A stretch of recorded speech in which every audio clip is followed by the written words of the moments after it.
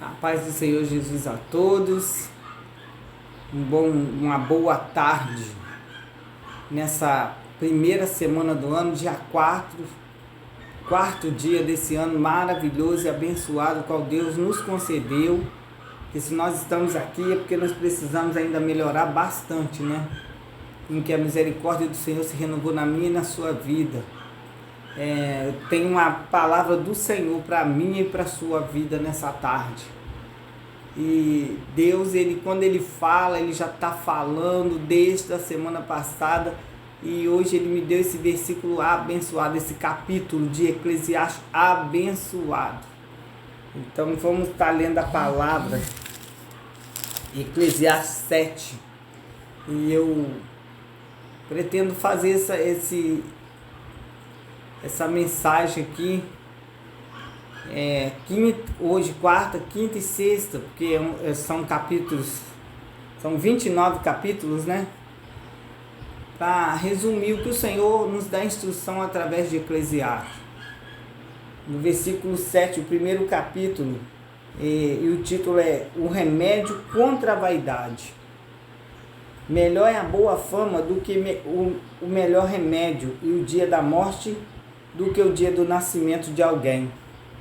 Esse primeiro capítulo aqui, melhor é a boa fama.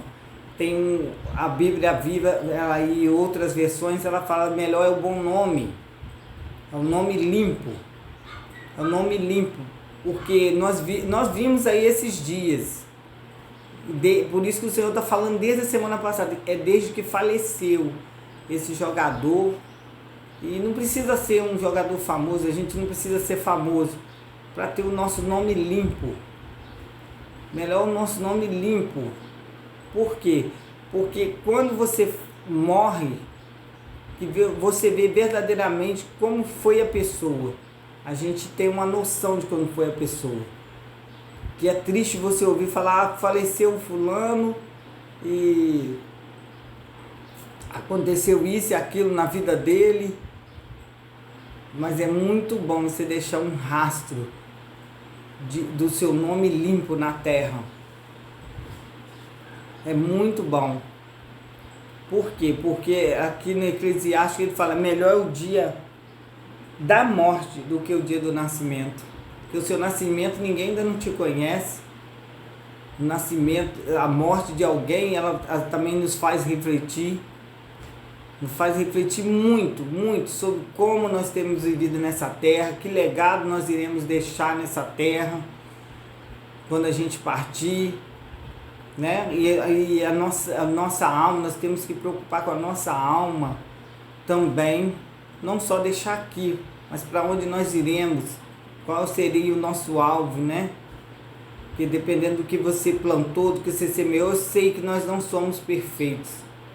Nós não somos perfeitos, mas o máximo que você pode melhorar aqui nessa terra, que a gente busque melhorar, que a gente não seja pessoas arrogantes, pessoas que se acham melhor do que o outro, porque tem algo melhor, pessoa que pode trabalhar e se sente melhor do que o outro que não pode, que possamos refletir a cada dia, por isso que ele fala que melhor é o dia da morte, que até no dia da morte, que a gente possa refletir, saber que um dia a gente também vai partir, a gente possa refletir o que a gente tem feito, o que a gente tem plantado, para saber como vai ser o nosso legado.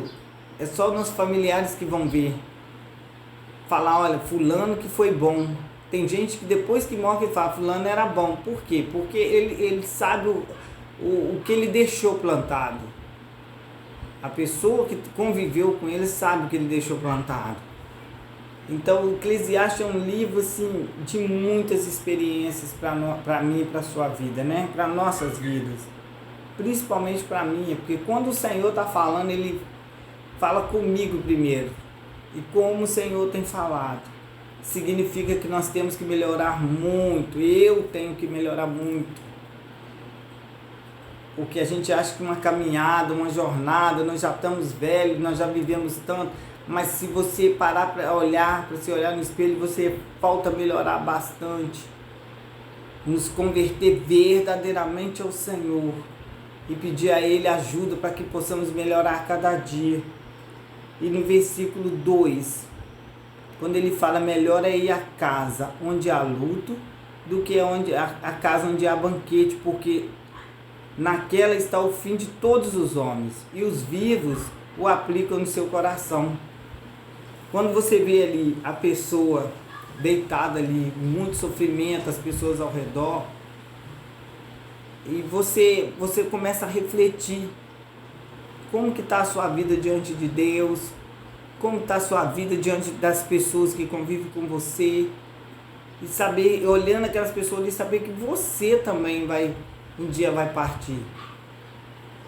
E o Eclesiástico, ele fala sobre a vaidade, e a gente vê que ali no final de tudo, como a palavra mesmo diz em Eclesiastes, tudo é vaidade, que nós também iremos partir, nós não vamos ficar para semente, nós não vamos ser eternos, nós não vamos ficar para semente. Então que a gente possa construir e repensar na nossa vida. Muitos nem gostam de ir em velório, porque às vezes até sabe que vai ter que pensar bastante, né? Na vida que tem vivido, no que tem feito. E Eclesiástico é maravilhoso, maravilhoso o livro de Eclesiástico. Tanto como Provérbio quanto os outros livros da Bíblia. Mas Eclesiástico e Provérbios são livros maravilhosos e abençoados, que faz a gente refletir, que faz a gente pensar, que dá instrução. É maravilhoso. No versículo 3, quando ele fala que melhor é a tristeza do que o riso, porque com a tristeza do rosto se faz melhor o coração. Não que a gente tenha que viver triste, mas é nos momentos de tristeza, momentos de angústia que a gente reflete, nos momentos que passamos por adversidade, que enquanto a gente está bem, enquanto a gente está em festa, aquilo ali está tudo bem, parece que está tudo bem, mas o nosso coração está exaltado, a gente não pensa nas consequências, a gente não pensa nas consequências daquilo que está fazendo. Muitos às vezes se embriagam para ter uma falsa alegria, porque muitas vezes acham que está triste, que tem que se alegrar diante de um vício, e não é nada disso. Porque no momento que você está triste, que você acha que você está ali deprimido, que você precisa de algo para te alegrar, é que você reflete, é porque o seu coração está melhor, seu coração está melhor, a sua vida está melhor, você está pensando e refletindo melhor sobre a sua vida, sobre o que você tem feito, o que você tem plantado, e o seu coração está melhor. O seu coração está, às vezes seu rosto está triste, mas o seu coração está alegre, porque ele está melhor, está mais humilde. Então esse livro de Eclesiástico a gente tem que meditar, por isso que a palavra do Senhor fala, medite com Josué, medite nesse livro de dia e de noite. Porque se você não meditar na palavra, você fica vazio, você não entende o que está acontecendo à sua volta, não sabe que aquilo ali são cumprimentos da palavra do Senhor, né? Para mim, para a sua vida, são cumprimentos. Igual as pessoas às vezes ficam chocadas com o que está acontecendo à volta, filho matando pai, pai matando filho, mas é um cumprimento da palavra. Ele já sabia o que iria acontecer, ele já escreveu esse livro sabendo o que ia acontecer. E muitos falam que esse livro foi escrito pelos homens. Foi escrito pelos homens, mas inspirado pelo Espírito Santo, porque ele já sabia o que iria acontecer. Ele já sabia tudo que iria acontecer. Se você meditar, você ler a palavra, você vai ver que tudo que está escrito aqui acontece nos dias de hoje. E vamos para o versículo 4. O coração dos sábios está na casa do luto, mas o coração dos tolos na casa da alegria. Muitas vezes a gente fica doido para sair dali de um velório, né? Que é muita tristeza, mas ali a gente adquire a verdadeira sabedoria, olhando aqueles momentos ali difíceis da pessoa que está chorando pelo seu ente querido que está ali deitado, mas é melhor estar ali.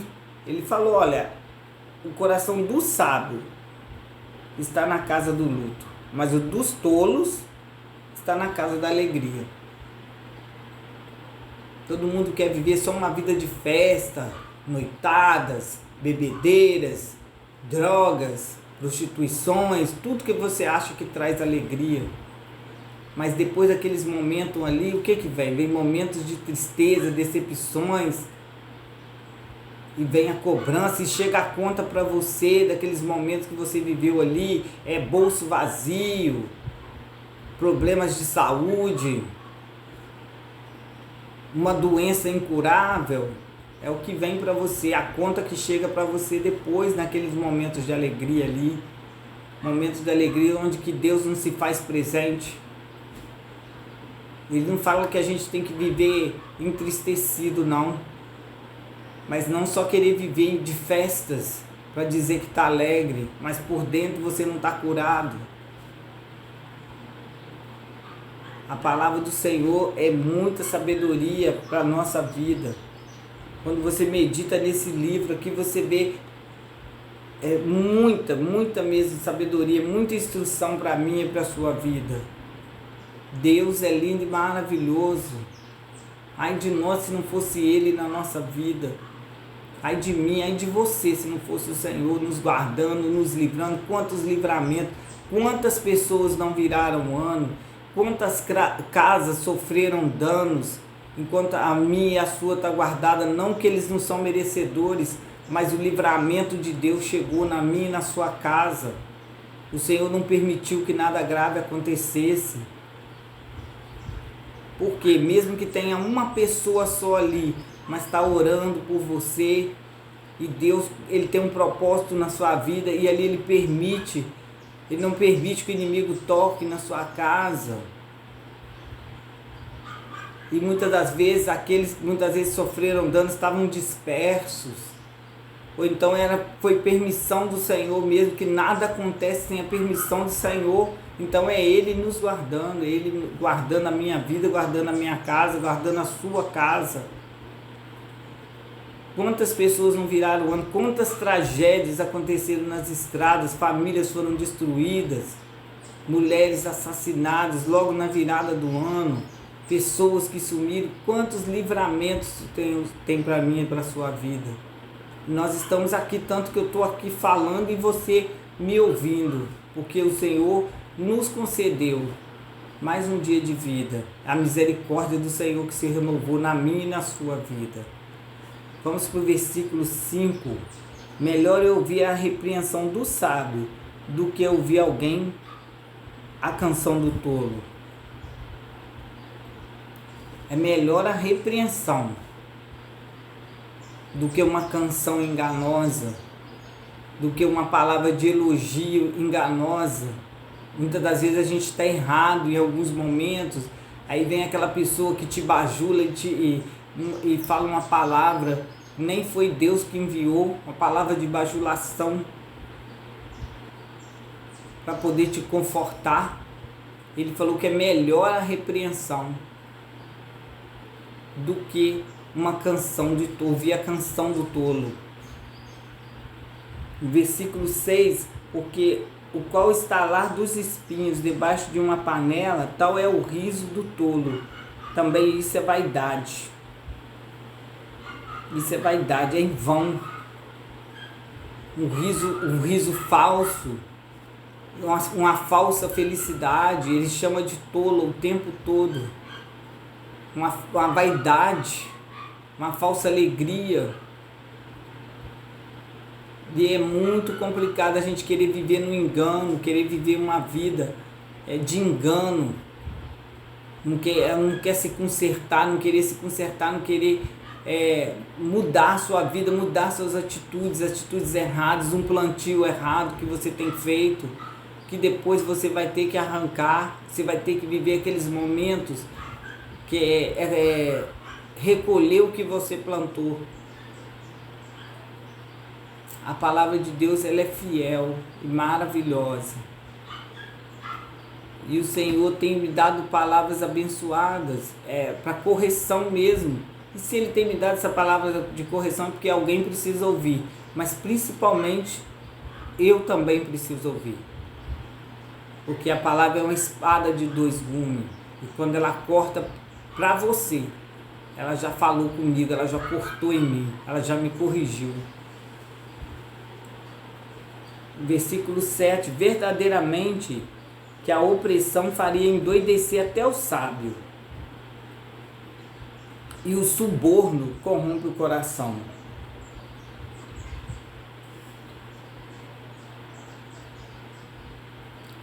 Ele fala que a opressão ela faz endoidecer até aquele que se diz sábio, até o sábio, e que o suborno corrompe o coração, que a gente não deve receber suborno. Às vezes você sabe de algo e aquela pessoa é sua amiga e você encobre aquilo, você deixa a pessoa,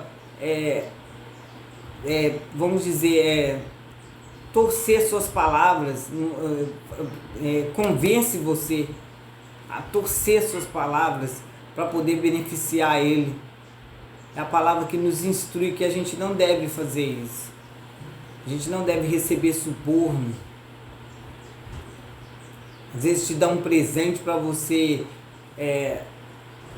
distorcer aquilo que aconteceu, que beneficia ele porque é seu irmão, porque é seu parente, porque é seu amigo, seu melhor amigo.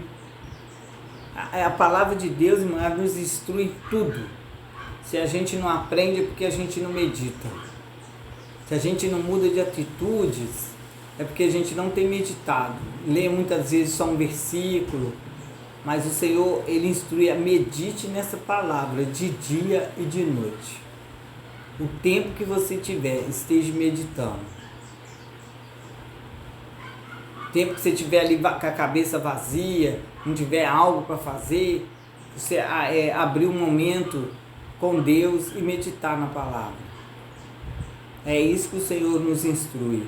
O versículo 8, melhor é o fim das coisas que o princípio delas. Melhor é o paciente de espírito do que o orgulhoso de coração.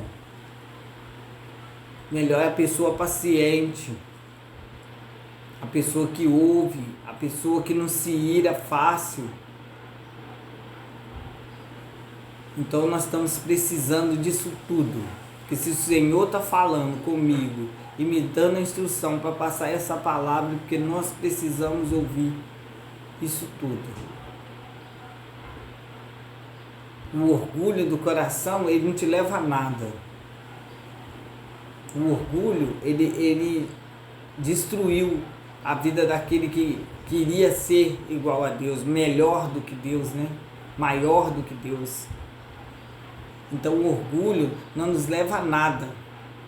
Naamã ali, quando ele foi instruído a mergulhar 7 vezes, ele esteve diante daquele rio, ele olhou aquele rio sujo, como diz, ele olhou e falou assim, poxa, ele poderia me mandar para um lugar melhor, eu sou o chefe.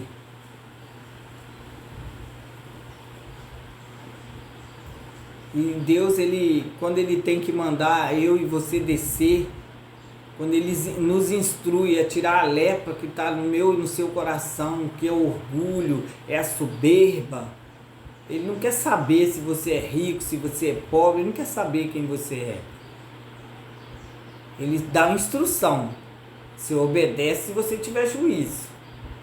E Naamã ali, enquanto ele não... verdadeiramente ele não mergulhou, ele não viu a pele dele limpa. Ele mergulhou uma, ele mergulhou 2, assim que ele se entregou realmente, falar, não, eu tenho que mergulhar, o remédio que ele me deu foi esse, a ordem que o profeta deu foi essa. Então quando eu tenho para mim que ele cedeu ali, falar, eu não tenho mais nada a perder, é melhor do que ficar com essa pele podre. E o orgulho dele ali era altivez, né? Achando que ele era alguma coisa, levou presentes para comprar a bênção do Senhor, falando, vou entregar esse dinheiro para o profeta ali, ele vai passar a mão na minha cabeça e vai me curar.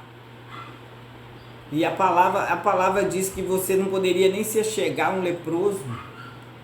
Por que ele acha que o profeta teria que colocar a mão nele? E ele recebeu a instrução. E assim, quando ele cedeu, quando ele abriu verdadeiramente o coração, a pele dele ficou limpa e ele reconheceu os erros dele. A questão não foi nem a água ali, o mergulho. Era ele reconhecer que ele não era nada. Era ele reconhecer que verdadeiramente ele estava praticando algo errado, que era adorar outros deuses, que ele não era nem cristão, mas ele reconheceu, ele falou que pediu perdão a Deus, que se ele tivesse que entrar ali na casa dos deuses, do chefe dele mais alto do que ele pediu perdão. Ou seja, ele reconheceu as suas falhas. Ele reconheceu as suas falhas. E o reconhecimento dele, eu acho que começa quando ele ouve a mulher falar com ele a instrução de uma menina, que era escrava. A menina era escrava, falou e ele ouviu. E muitos de nós, às vezes, nós somos tão orgulhosos, tão soberbos, a gente não escuta a instrução da pessoa, a gente não escuta. Fala, quem é o fulano para falar comigo?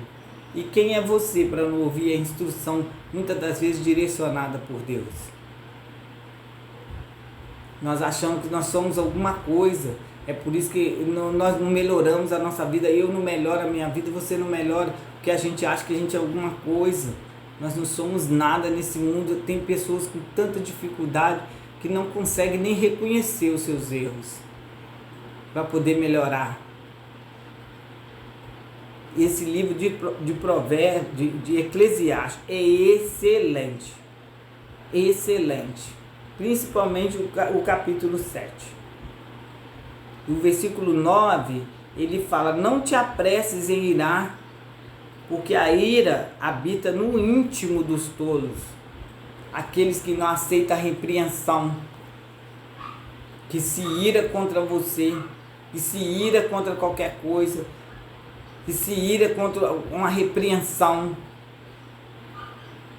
de patrão, muitas vezes da esposa, até dos filhos, se ira com muita facilidade. E a palavra no versículo 9 fala que a ira, ela habita no íntimo dos tolos. No versículo 10, nunca digas, porque foram os dias passados melhores do que este, porque não é sábio fazer essa pergunta. Muitas das vezes você tem sido assim tão provado para poder você melhorar a sua vida, a sua maneira de viver, que você olha para o passado e fala, mas antes eu não vivia, eu vivia uma vida boa, antes eu tinha isso, antes eu tinha aquilo, fica olhando para trás. Quando a gente olha para trás, a gente deve olhar o que Deus já fez pela nossa vida. E onde nós estamos, onde nós chegamos, nós não morremos, nós não desfalecemos no caminho. Se nós chegamos até aqui, é porque o Senhor nos ajudou, como diz a palavra. Até aqui o Senhor nos sustentou. Até aqui a mão do Senhor está sobre a minha e sobre a sua vida e vai continuar se a gente melhorar a cada dia. A cada dia. Porque a gente se afasta do Senhor com as nossas atitudes, a gente se entristece o Espírito Santo com as nossas atitudes que a gente deve mudar, que a gente deve melhorar. Eu encerro aqui no versículo 10, para amanhã a gente continuar, assim, se Deus permitir. Que você possa meditar nesse capítulo de Eclesiastes e buscar instrução para a sua vida cada dia mais. A cada capítulo que foi lido, que você possa meditar e pedir a Deus que você possa melhorar cada dia a sua maneira de viver, pedir a Ele libertação, transformação, para que você obtenha as bênçãos do Senhor para a sua vida. Amém? Que Deus abençoe a sua vida, abençoe os seus caminhos e te dê força para prosseguir sempre firme e fiel com as promessas do Senhor para a sua vida, porque o Senhor tem o melhor para mim e para você. Em nome de Jesus.